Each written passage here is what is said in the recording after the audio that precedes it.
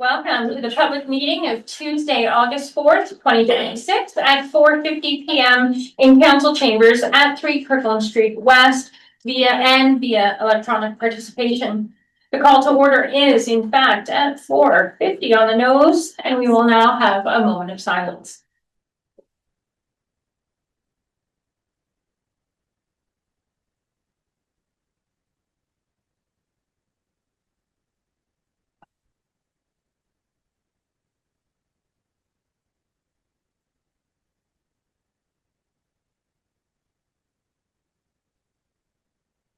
Item number 2, land acknowledgement.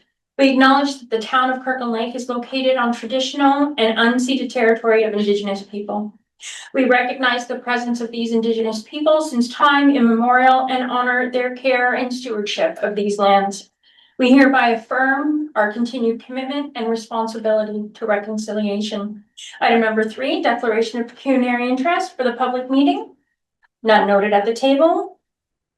Item number 4, summary reports. We will be welcoming Director Stefan Forte via electronic participation, and he will deliver a short report and speaking notes on the winter operational review. Welcome, sir. Thank you. Good evening, Madam Mayor and members of council and residents. Earlier this year, the town retained KPMG to complete an independent operational review of our winter maintenance program. The purpose of the review was to evaluate how winter maintenance services are currently delivered, identify opportunities for improvement, and compare our operations against similar municipalities. The review examined a number of areas, including service delivery, staffing, fleet and equipment governance, communication, and overall program sustainability. KPMG concluded that the town is generally meeting its established winter maintenance service levels. However, the report did identify several challenges and opportunities that can be considered moving forward.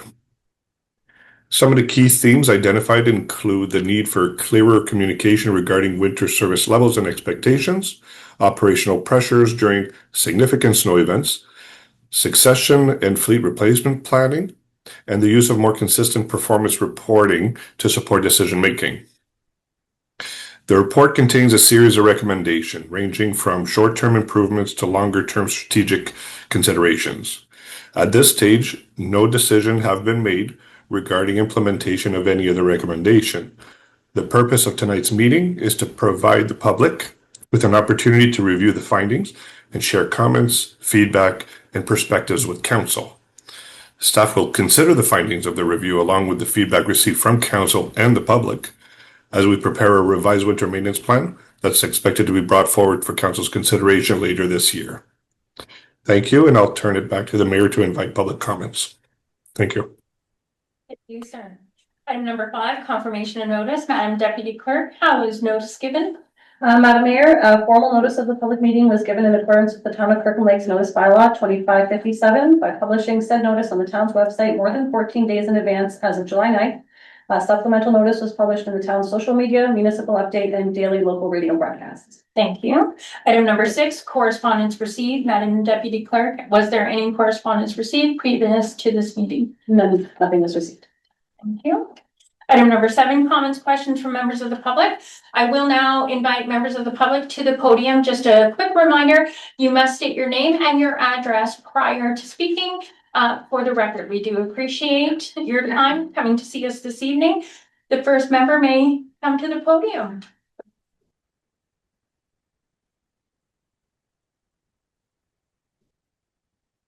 Hi, my name is Joyce Pichet.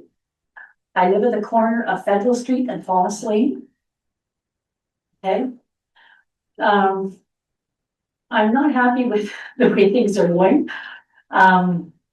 I know a lot of my property sometimes is damaged from the plow.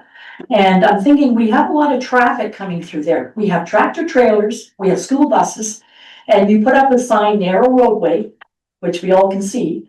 And anybody coming there can see that it's a narrow roadway. There's nowhere to put the snow.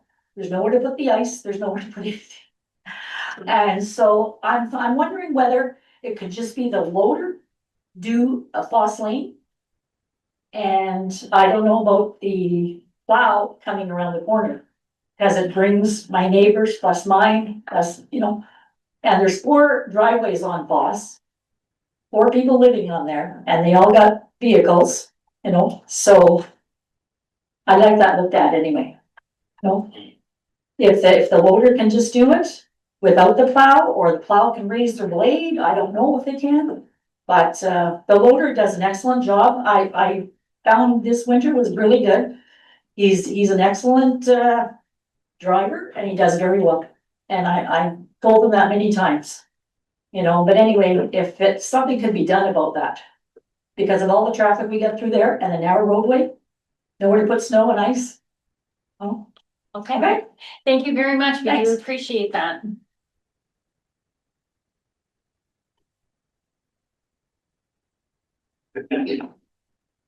Welcome, sir. Good afternoon, young lady. My name is Danny Soroshin, 93 4th Street. Please be patient with me. First one, the KMPG or KPMG come to the town and watch our employees do snow plowing or snow removal. Question 2. Did the contractor suggest any operational changes besides the removal of the wingman? We asked that 2 years ago and still hasn't proceeded along. Number 3.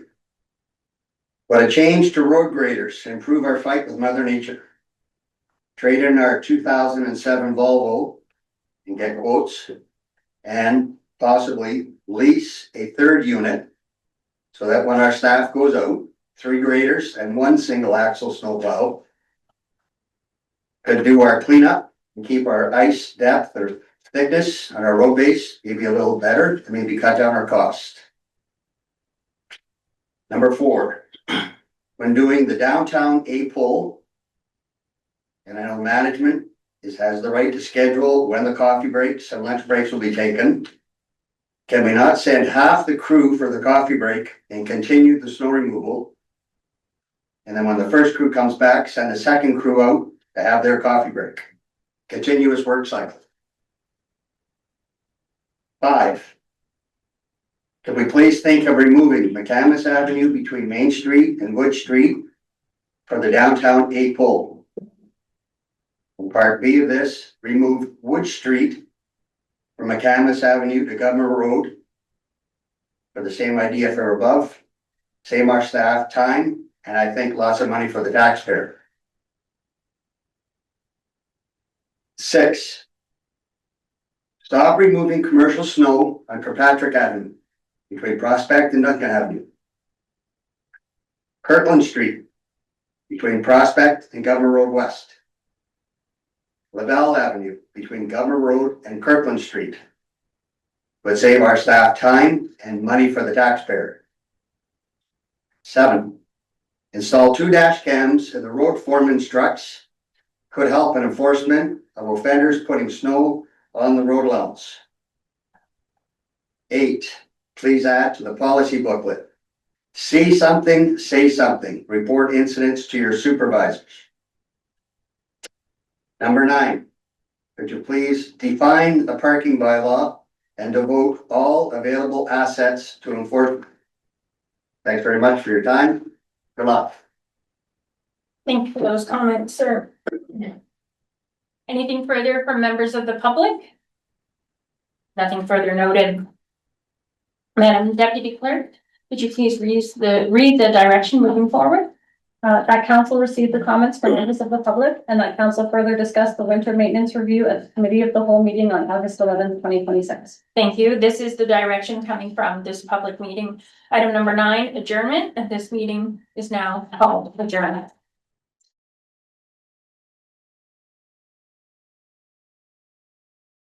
Welcome to the regular council meeting of Tuesday, August 4th, 2026 at 4:59 p.m. in council chambers at 3 Kirtland Street West, and via electronic participation. Call to order is at 4:59. We will not do the land acknowledgement statement as we did that in the previous meeting, public meeting held just before the regular meeting began. Item number 3, approval of the agenda, moved by Councillor Ranger, seconded by Councillor Shabba. Be resolved that the agenda for the regular meeting of council held on Tuesday, August 4th, 2026 be approved as circulated. All in favor? Opposed? None noted. Item carried unanimous. Item number 4, declaration of pecuniary interest. None noted at the table. There are no civic petitions this evening, nor there are delegations or presentations. And item number 7, approval and acceptance of minutes. Council minutes moved by Councillor Ranger, seconded by Councillor Pat Kiley. Be resolved that council approve the minutes of the following meeting, minutes of the regular meeting of council held July 7th, 2026. All in favor? Opposed? None noted. Item carried unanimous. Committees of council minutes moved by Councillor Casey Owens and seconded by Councillor Lad Shava. Be resolved that council adopt the minutes of the following meeting, minutes of the Tech Pioneer Residence Committee of Management held March 24th, 2026. All in favor?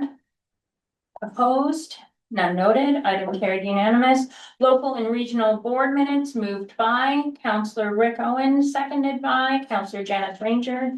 Be resolved that council receive the minutes of the following meetings, minutes of the District of Temiskaming Social Services Administration Board of Directors held May 20th, 2026 and June 24th, 2026. And minutes of the Northeastern Public Health Board of Health held January 29th, 2026 and February 26th, 2026. All in favor? Opposed? None noted. Item also carried unanimous. Item number 8, reports from municipal officers and staff. 8.1, proposed information technology policy moved by Councillor Shaba, seconded by Councillor Rick Owen. Be it resolved that report number 2026 Corp 16 entitled Proposed Information Technology Policies be received, and that council approve the proposed corporate device acceptable use and the information technology security and usage policies as presented, and that the proposed corporate device acceptable use and the information technology security and usage policies be numbered and inserted into the corporate policy manual. And finally, that Corp 2020-13 Information System Security and Usage Policy and Corp 2020-14 Mobile Device Use Policy are hereby repealed. Thank you, and will be welcomed by Director Sean Lacarte, and Jason MP will also be joining us at the table this evening to deliver this report or to answer any questions as they come about. Thank you very much for joining us. Thank you very much to you, Mayor, to council. For those of you who haven't met Jason, he started with us in January, he's the IT manager. You saw that. I'm trying to hide that. That's mechanical, not IT. See, I don't do chairs. He's been a great addition to our team. He's been taking on quite a bit of security measures and doing some other work with the different departments, that kind of thing, doing a great job. We also had hired a new tech shortly after that, and they've been working very well as a team. We actually started this just the updates to the policies and the new policies back in 2025. We did spend quite a bit of time on them. So the town of Kirkland Lake existing information technology policies are outdated and no longer reflect current technology practices, cyber security risks, and legislative requirements or operational expectations. The original policies that were in place, the mobile device policy was put through May of 2013. The technology security and usage policy was approved in March of 2009. There was some revisions after that, but there was still quite a bit to do. We did talk about putting, as we like to see, the red line policies, but we did a lot of changes. I figured it was too much to show in the old policies. Okay. Administration reviewed information technology policies from several municipalities to identify common practices, emerging trends, and sector standards. These findings inform the creation of policies tailored to the town's operational needs and governance objectives. The completed policies were reviewed by the chief, also reviewed by the chief information officer for the town, city of Timmins, and members of the city's information technology department. We felt at the time getting a second opinion on our policies was prudent. The key policy updates, so this isn't exhaustive, but improved wording and updated security rules. There was still stuff in some of the policies identifying certain directors by name and stuff like that. So a lot of old stuff like that that'll be updated. The bones of the old policy are in these policies where we didn't leave anything out. It's we just improved on them considerably. Added applicable legislative authorities. So in FIPA, We've also included the PFIP, which is the health for the TPR as well. There. Improved definitions, updated procurement procedures, so a new procurement policy put in place at the end of 24-25, and we improved the language in there. Updated monitoring of usage for biometric data. So this covers fingerprints, fraud, face recognition and that kind of stuff. The new ways of doing that. So that can be put in place if we need to, and this is a monitoring policy to include that in there. Added reference to the social media policy. A few months ago, a social media policy was put in. And that policy actually got put through because we needed it to be part of this. So then we were able to reference it in here. So it's referenced as well. Administration had also created a standard operation procedure along with the device information sheet and corporate device user agreement, not included in here. This will be something we use internally, but we're also still, as part of our budget in 2026, we had included some money for managed services, as we talked about in the past. It kind of got put on hold when we had a changeover, but we are working with them now. And one of the things they really needed was updated policies that were good, that they could follow and that kind of thing. Anyone that's going to come in and help us with IT. There's no direct financial implications associated with adopting the proposed policies. Maintaining current information technology policies is essential to protecting municipal information, reducing cybersecurity and privacy risks, supporting legislative compliance, and ensuring the reliability delivery of municipal services. The proposed policies clearly define user responsibilities, strengthen security controls, and reflect current municipal best practices. Administration therefore recommends the council approve the proposed policies and incorporate them into the town's corporate policy manual. We will be, once they're approved, we will be rolling them out in our citation, which is our HR and health and safety planning across the corporation. We're also will be included in anyone that comes in as a new hire will go through the policies as well, so they know that they're in place. I have brought Jason with me. If you have any questions on the policies, welcome to. Thank you for that. Any questions or comments from members of council? Councillor Owen. Yes, so your worship, as you know, I'm not an IT expert. I can barely turn on my iPad. But I read through the policy and it all made sense to me, in terms of allowing me to be able to do my job and employees to do their job.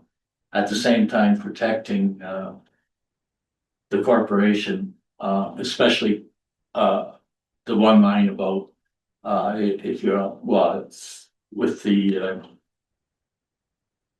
internet policy or whatever that's in referenced here, that if you go on there and you're not speaking, you're associated with the town, but not speaking on behalf of the town, that you identify the fact that it's your opinion, not the town opinion. I know in the past there has been some issues concerning that. And it was also a good reminder to me that should I go on the internet, which I very rarely do, that I have to make that clear. So thank you. It looks like it was a lot of work and you're to be commended. Thank you for that, Councillor Owen. Anything further from members of council? Nothing further? Nothing further. All in favor? Thank you very much, everyone. Opposed? None noted. Item carried unanimous. Thank you very much for joining us this evening. Item number 8.2, Town of Kirkland Lake Student Bursary 2026 recipient, moved by Councillor Ranger, seconded by Councillor Rick Owen. Be resolved that report number 2026 CAO 15 entitled Town of Kirkland Lake Student Bursary 2026 recipients be received for information. Thank you. And this report will be delivered by Dan Laverdure, our interim CAO. Thank you, Sens. Good evening, Madam Mayor, through you to all of council. This is, as the mayor had said, an information for our 2026 student bursary. In accordance to the town student bursary policy, Corp 2023-001, we award 2 bursaries per year. This year we had Jillian Young from KLDCS and Maddie Baudouin from ESCEN. They were our recipients and their essays are attached and were quite well written. I would be happy to answer any questions. Any questions or comments from members of council? Nothing noted. All in favor? Opposed? Item carried unanimous. At this time, I'm going to call on acting Mayor Pat Kiley to take the chair for the motions.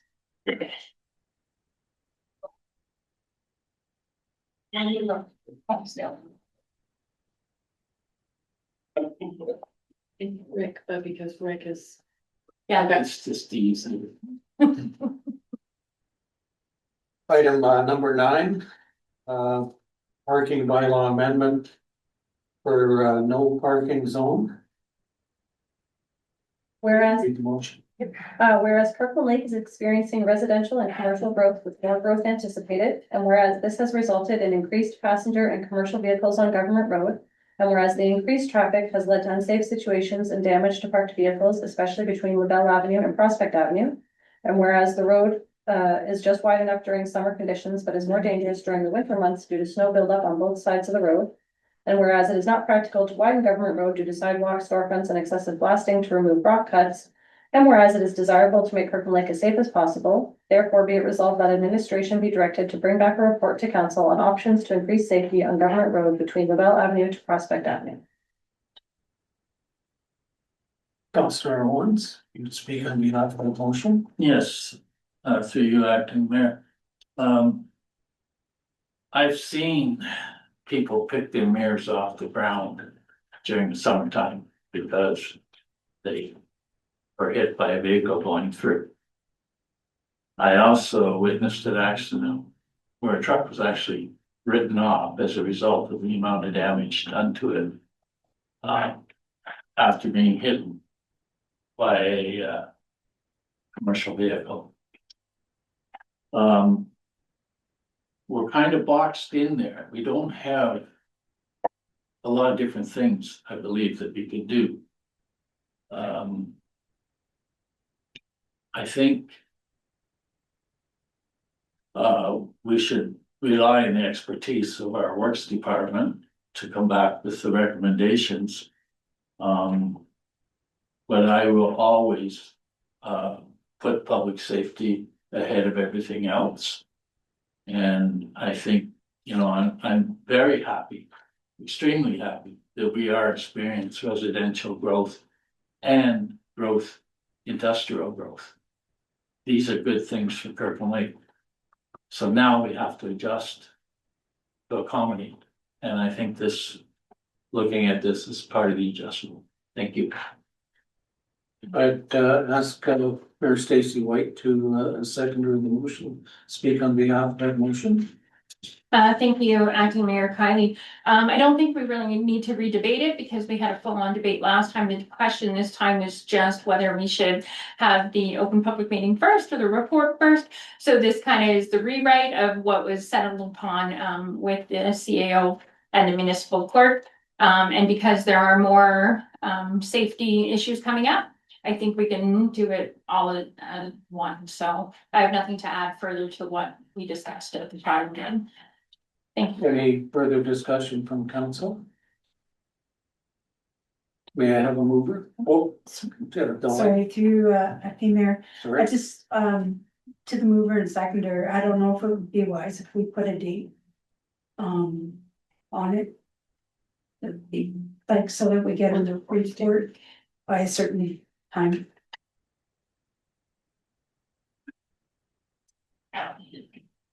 Like, I'm not Yeah. thinking next month, that's not what I'm No, saying, but no. it's always good to have.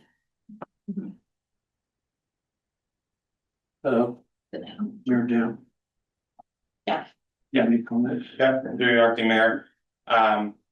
With the other motions that we are faced with right now and going through the winter maintenance review as we had the public meeting, I think it would be prudent that we have this report before the winter maintenance plan is delivered to council this fall, early this fall.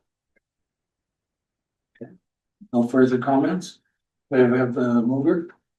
Larry. Yeah. Let's ask. Oh, sorry. All in favor? Motion carried.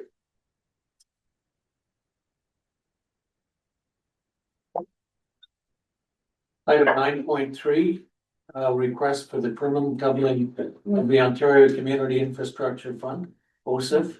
9.2. Yes. We're back on. Oh, sorry. Early.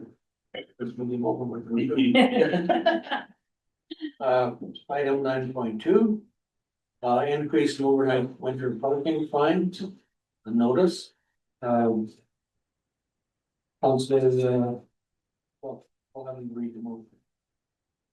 So whereas the 2026 KPMG report respecting the review of winter maintenance operations in the town of Kirkland Lake identified that the town's parking fines are among the lowest comparative of comparable municipalities. And whereas overnight parking on municipal streets during winter maintenance operations impedes snow plowing and snow removal activities, resulting in reduced operational efficiency, increased costs, and potential impacts on public safety.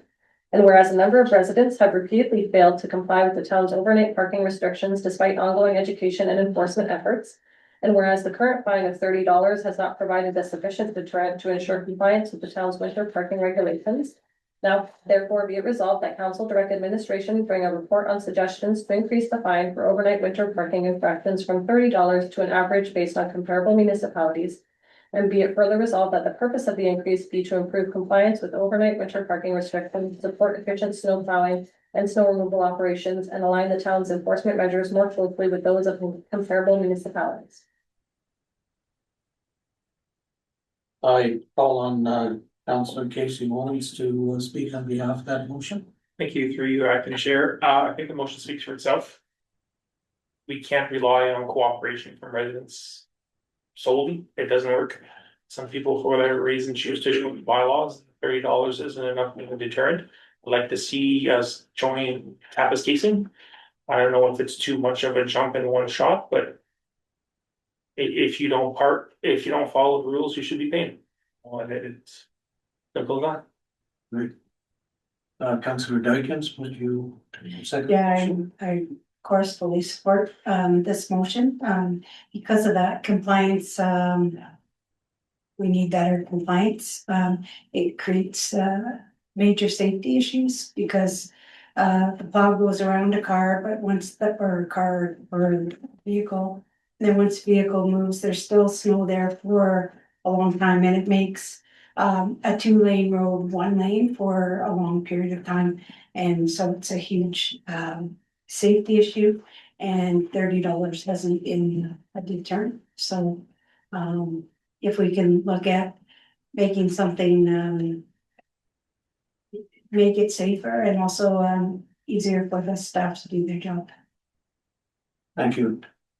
Any further, Janice, would you wish to comment? Yeah, so I look forward to seeing what the comparable municipality rates are. You mentioned It's in there. Tapas casing, yeah. And that we would consider looking at being average.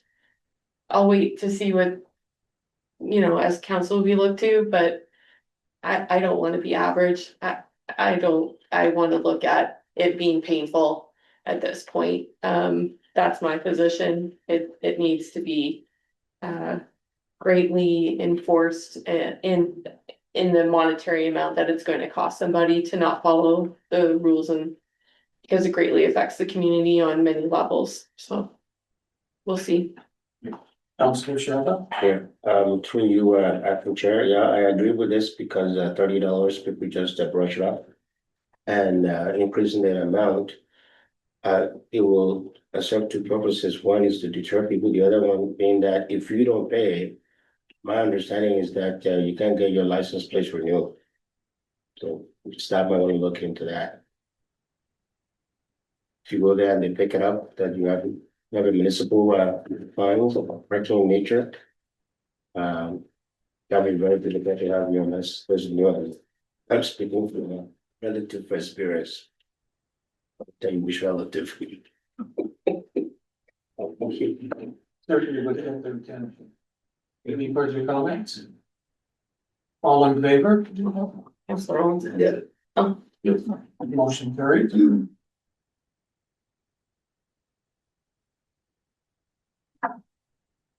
Now 9.3. Request for permanent doubling of the Ontario Community Infrastructure Fund, OSIF.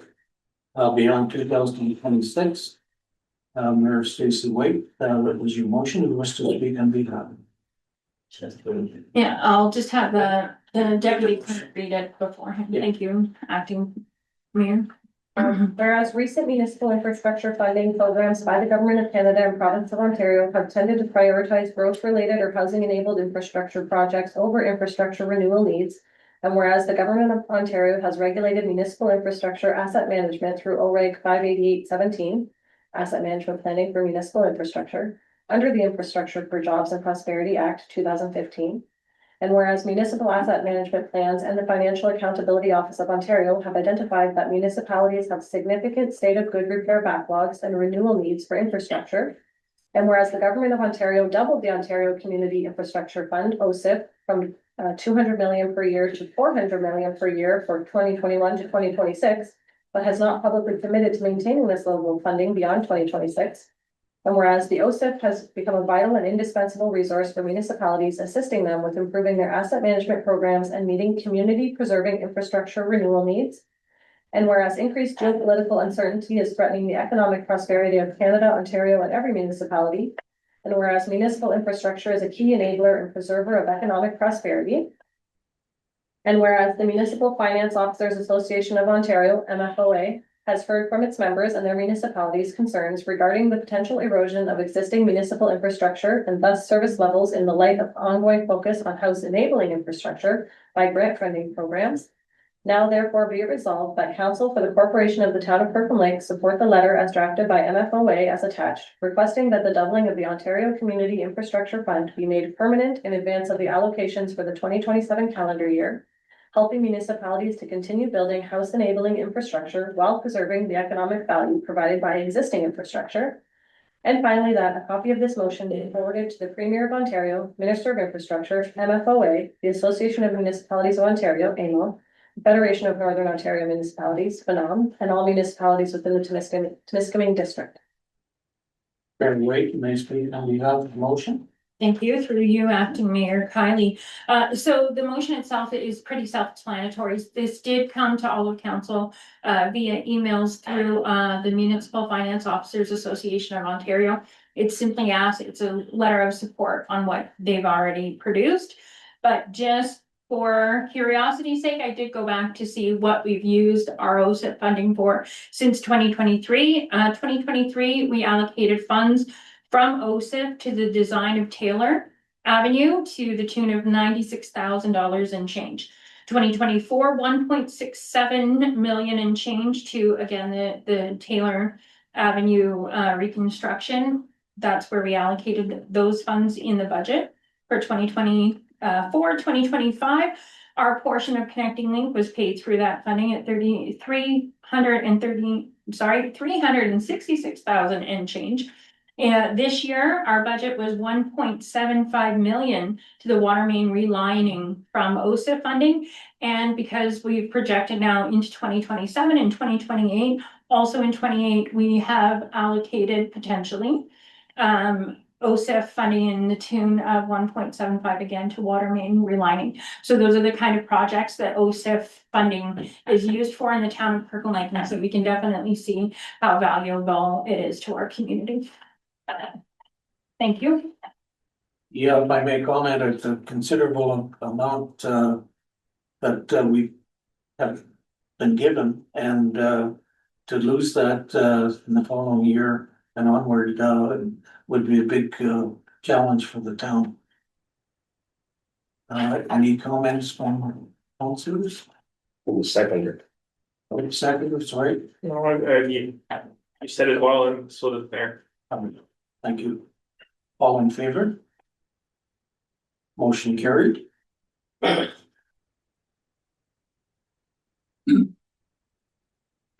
9.3, request for permanent doubling of the Ontario Community Infrastructure Fund. I already did that one, sorry. Mayor Stacy White, request for information report in response to Kirkland Lake Gold Miners request. Whereas the Kirkland Lake Gold Miners have made a request to council for a long-term stable financial partnership with the municipality, including considerations related to the use of the Zone Community Complex and associated fee reductions. And whereas council has received the delegation for information and recognizes the importance of supporting local recreation, youth engagement, and community identity through partnerships with community organizations. And whereas any decision regarding financial support, facility licensing, or fee adjustments requires a clear understanding of the full costs, operational impacts, and policy implications for the municipality. Now therefore be it resolved that council direct administration to investigate and prepare a report outlining the costs, financial implications, and operational considerations of supporting the Kirkland Lake Gold Miners KLGM request, including but not limited to the direct and indirect costs to the municipality of any proposed fee reductions or subsidies, impacts on the operating budget and user fee structure for the Joe Mavernick Community Complex, and capital costs, maintenance considerations, or facility upgrades that may be required, any potential funding sources, partnerships, or revenue offsets. And that administration consult with KLGM as part of this review to ensure that all assumptions and needs are fully understood. And finally, that this report be brought back to council at a future meeting with recommendations for council's consideration. Mayor Stacy White speak on behalf of that motion. Thank you, through you, acting Mayor Kylie. So we received an incredibly well put together presentation when representatives from the KL Gold Miners team came and delegated to us regarding the future they see for the team and partnerships with the town of Kirkland Lake. Though it's important to recognize the perks of having a junior A team within our community, we also, as stewards of taxpayer dollars, we do have to balance that with what's in the best interest of public funds. So I really do want to balance what the team brings to the community, not only to the dollars and cents of what we would be required to put into it, but also how their requests will affect other users of the complex facilities. So thank you for the consideration. Councillor Owens, would you speak as seconder? Thank you, through you, acting chair. Again, the motion speaks for itself. They came to do a presentation. It's a great asset to the community, but like Madam Mayor said, we have to balance that fine line between responsible towards taxpayers and responsibility towards the team and all users of the complex. Thank you, Councillor Owens. Any further comments from Councillor Shelton and then? Yeah. To you, acting chair, I'm just really wondering about the last paragraph here, future council at a future meeting. What is that supposed to mean? I mean, with a future meeting coming up, I mean, what is, do we have a timeline for this? The same question that Councilor Dyken asked, so what is, do we have a timeline to bring this as a future meeting? To me, it's very open-ended, you know, so I don't know if clarification from the mover, seconder of the motion. Councillor Mayor Stacy. Yeah, and thank you, through you, acting Mayor Kylie. Thank you for that question. The reason why I did put at a future meeting is because I am not aware how long it will take staff to locate all of this information. It is fairly hefty. It includes reconstruction costs. It includes price comparisons. So there's a lot of really expertise that is required that is beyond my scope as council member. I am not aware of how long it will take the director and her staff. I assume that they will get to this as soon as they can, because the ice season is beginning. So I was not comfortable specifically saying a specific date. So I do appreciate that. Follow up, please, yeah, well, it's just that I take it, I wasn't here during the presentation, but I take it that they may be expecting something just in time for their season start, right? So I don't know, that's why I'm asking the question. Do we not have to make a decision prior to that, so that they will at least factor whatever it is coming now into their season planning? Or maybe something that will come in mid-season, I don't know, that's why I'm trying to see what's that future meeting time. Thank you. Thank you. Mayor Stacy. Thank you through you, Acting Mayor Kylie. So thank you for that further follow-up. So the individuals that did delegate to the council has been in email correspondence back and forth between myself, the CAO, and Councillor Owen. So they've been abreast of how things are proceeding. It is important to note that unfortunately municipal governance acts on its own timeline and not timelines that are necessarily convenient for any single entity. That is an unfortunate truth. And just because something is a priority for a single entity within the community doesn't mean that it takes precedence over operations. So it is important to note. And even if we were to say yes today, it is very highly unlikely that many of the requests would even be completed before ice time begins. But thank you for that follow-up. Councillor Ranger. Yes, through you, Acting Mayor. Thank you to those that brought this motion forward. I appreciate the request because it is big in the operations component as to what their asks were and isn't something that we have the knowledge for. So I look forward to seeing the report because we have that accountability to the taxpayer and we need to see the other side of the coin in order to make an informed decision. So thanks for bringing the motion forward. Thank you, Cook. Councillor Ranger. Councillor Owen. Yes, so you, Acting Mayor Kylie. I'll support this motion because I believe that we can't just arbitrarily accept figures that were thrown out. Everybody has vested interests, and I'm not accusing anybody of anything. But I think it's important that we be good stewards of taxpayers' money. We do our own research, and that's exactly what this is calling for. And then hopefully, when this report is done, we will make a decision.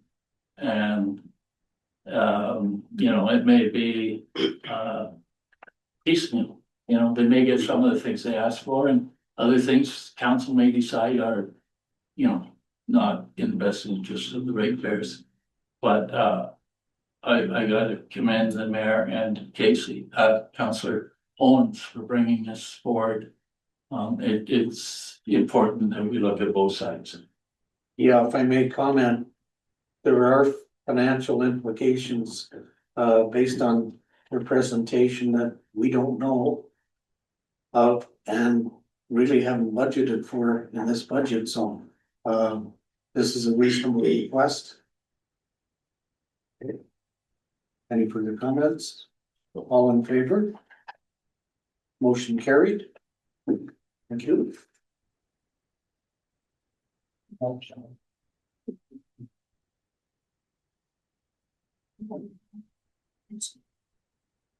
Name Armada.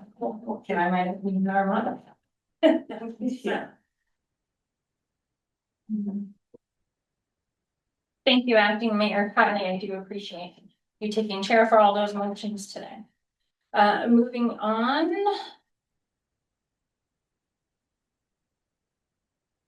Item number 10, reading and considerations of bylaws. There are none this evening. Item number 11, notices of motion from the table. I do have one, but it's not written, but I will pass it on to the. Yeah, absolutely. Yeah. Councillor Shabba? Yes, I do have You can one, announce it. but I'm not too sure if this has been discussed in previous meeting, but I'm gonna bring a notice of motion. Requesting the cost of snow and removal this last winter season.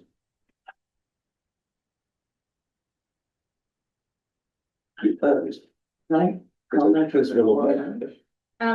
just before we move on, so that figure is actually in the report Is it? for the winter control operational Oh, budget. is that right? It was Alright. close to $1 million. It was 966. Over and above the previous? Oh, No, that was for the season. So okay, yeah, okay, thank you. so that's within the winter maintenance review that we just Okay, Just- thank you. So motion, Okay. Yeah.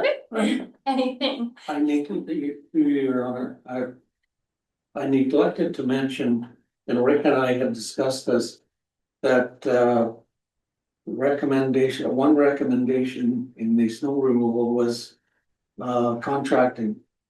But very disappointed in the fact that the KPMG didn't at least give us a ballpark figure of what that cost would be, so we could take it further, just to comment. Okay, thank you for that. Just a note to members of council that we are scheduled to have a committee of the whole meeting regarding the winter maintenance overview on August 11th. So we will be meeting to talk kind of more openly than a regular meeting allows. So please get your notes ready. So we did receive 2 emails from Deputy Clerk on the 24th of July with support motions from other municipalities. So I have, and I do apologize, I do have 9 to introduce, and they are all support motions. So Finley's Law on emergency reform. Establishment of a Northern Ontario policing grant. I'll do these papers. On highways 11 and 17, rest stop infrastructure. Sustainable provincial grant funding for fire services in Ontario. Guaranteed basic income resolution. Safety of municipal workers and subcontractors. Property assessments. Circular Materials Ontario. And public sector salary disclosure inflation adjustments. So those all came from the emails we received on July 24th. So I will be looking for seconders. Item number 12, council reports and committees of council and local, regional, and board updates moved by Councillor Ranger, seconded by Councillor Shaba. Does any member at the table have anything that they wish to bring forth about their committee meetings, events that they've attended in the community? Any news to share? Councillor Dykens first, and then Councillor Owen. To you, Madam Mayor. I think everyone is aware of this, but I had the opportunity to attend the marketplace last week at Civic Park.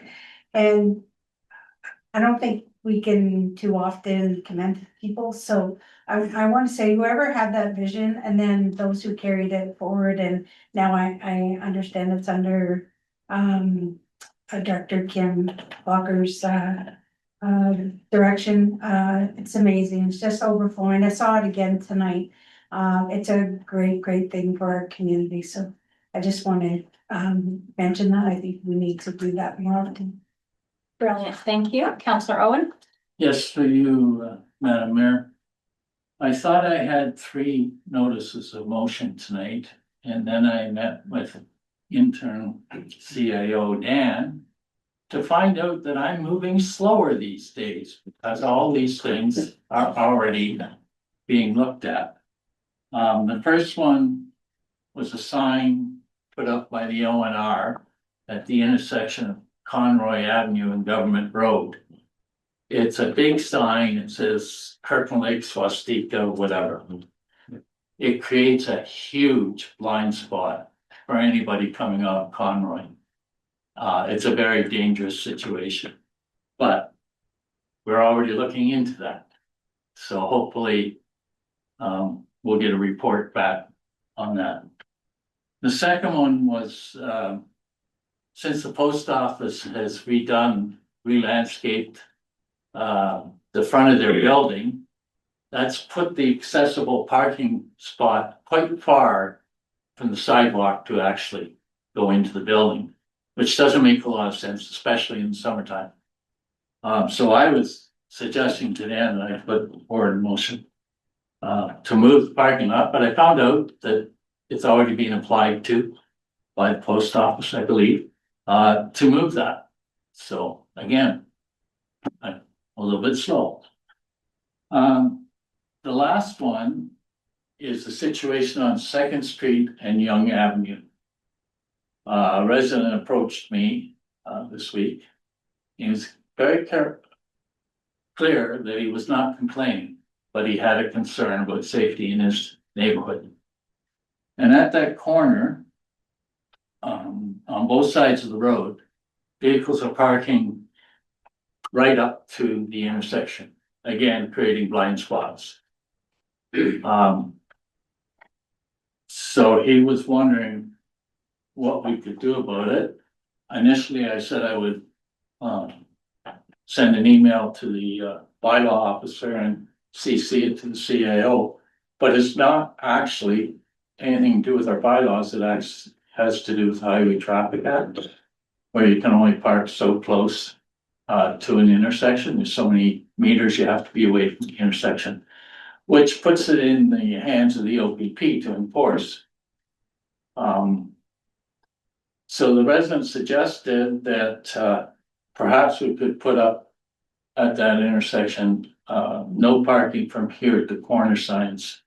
And hopefully the people that are parking there, most of them, when he says, are residents of one building there. And that property owner has parking in the back of his building on his own property.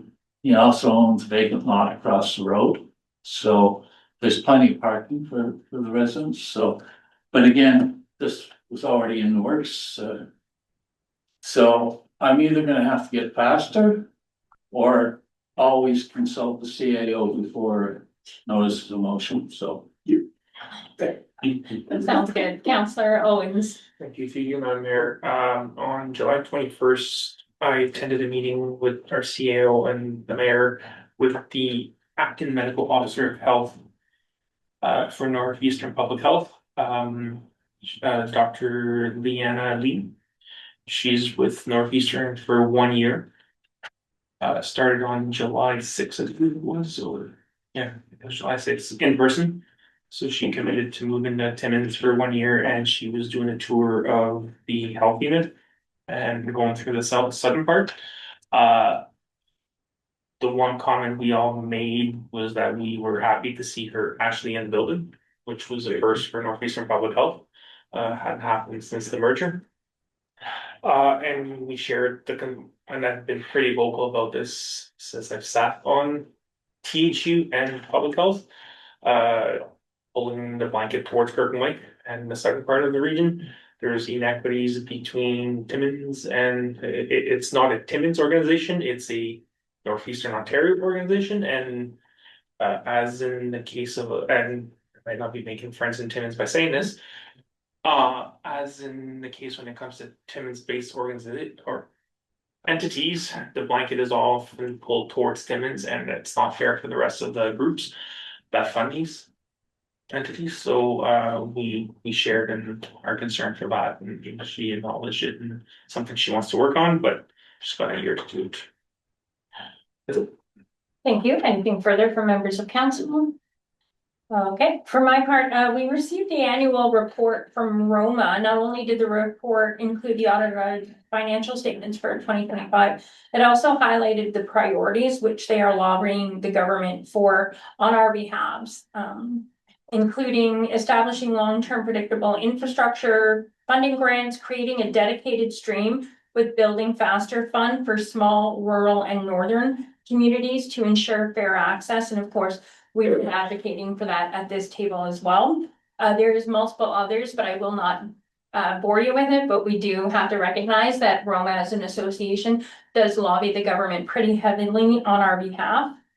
But one thing to note is there was a court ruling that the federal railways are not above the Ontario laws and must pay their fair share for municipal drainage work appointed to their property.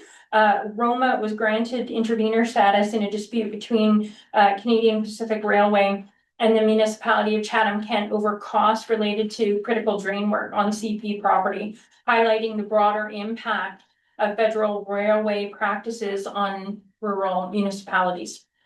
CAO Dan Leverter and I had the opportunity to tour Agnico Eagle Macassa mine site with the Minister of Natural Resources.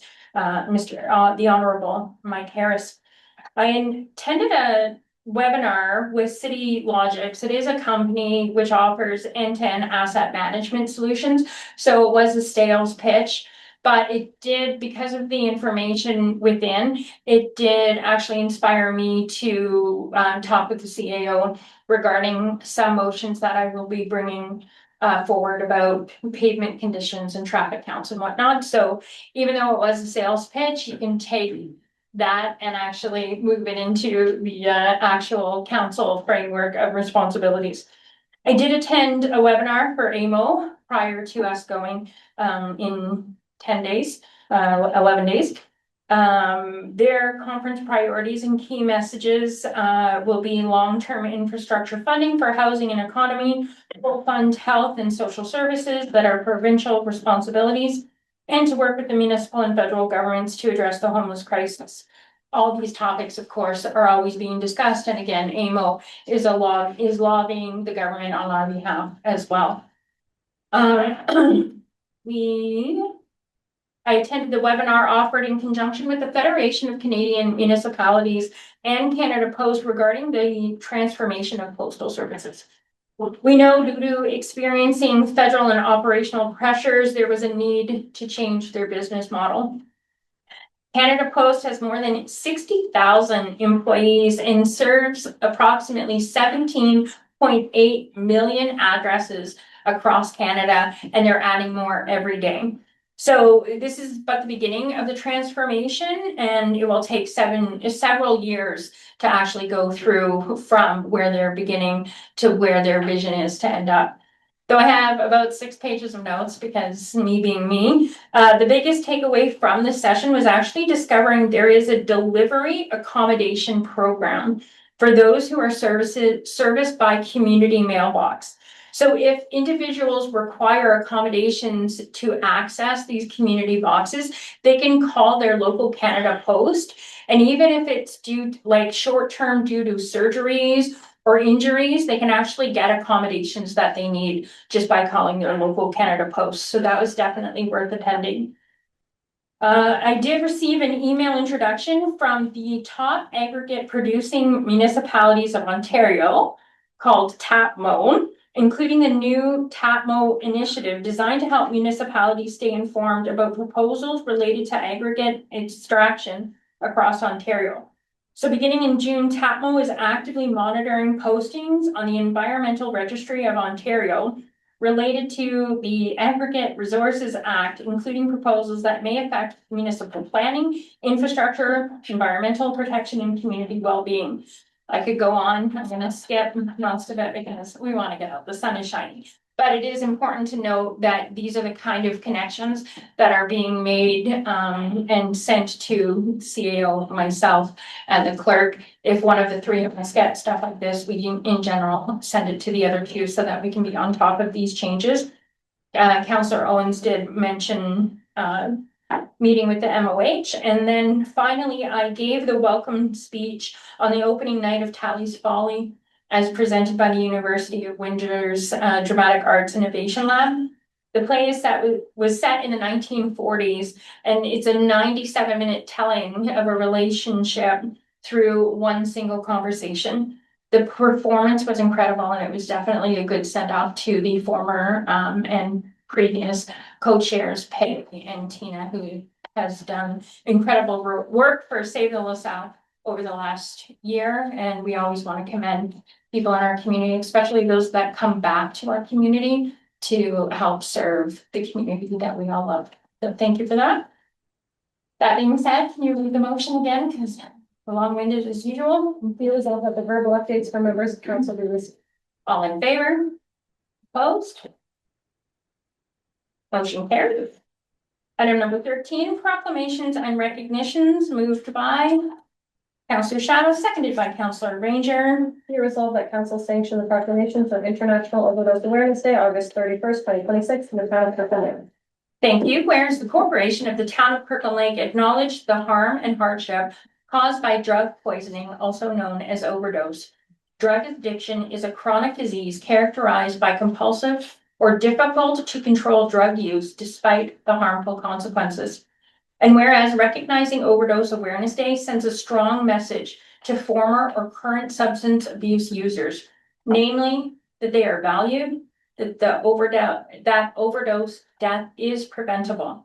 And whereas the town recognizes the purpose of International Awareness Day is to raise awareness of drug overdoses, reduce the stigma of a drug-related death, and to acknowledge the grief felt by families and friends, remembering those who have died or who have had a permanent injury as a result of drug overdose. And whereas for every drug overdose that results in death, there are more non-fatal overdoses, each taking an emotional and economic toll on individuals, their families, and the community. And whereas everyone has a responsibility in reducing the toll of drug poisoning in the Timiskaming district, which has claimed the lives of residents, together with countless more affected. And whereas the town urges all citizens district-wide to learn about the disease and to help support those who are affected by it. And whereas the people affected by overdose are family members, neighbors, community members, and local citizens deserving of our love, compassion, and support. Now therefore, I, Stacey White, Mayor of the Town of Kirkland Lake, do hereby proclaim August 31st, 2026 as International Overdose Awareness Day in the Town of Kirkland Lake. All in favor? Opposed? None noted. Item carried unanimous. Item number 14, additional information in Mayor's provincial policy matters. There are none to deliver this evening. There is no closed session this evening, so there is no recommendations coming from closed session. Item number 17, notices of reconsideration. Does any member at this table wish to have any matter decided upon this evening reconsidered? Nothing noted. Item number 18.1, bylaw 2026-043, confirming proceedings, moved by Councillor Dykens, seconded by Councillor Janice Ranger. Be resolved that the following bylaw be read first, second, and third time and numbered, passed, signed, and sealed. Bylaw number 2643, being a bylaw to confirm the proceedings of council at its meeting held Tuesday, August 4th, 2027. All in favor? Opposed? None noted. Item carried unanimous. Item number 19, I do call this meeting adjourned, seconded by Councillor Shabbat.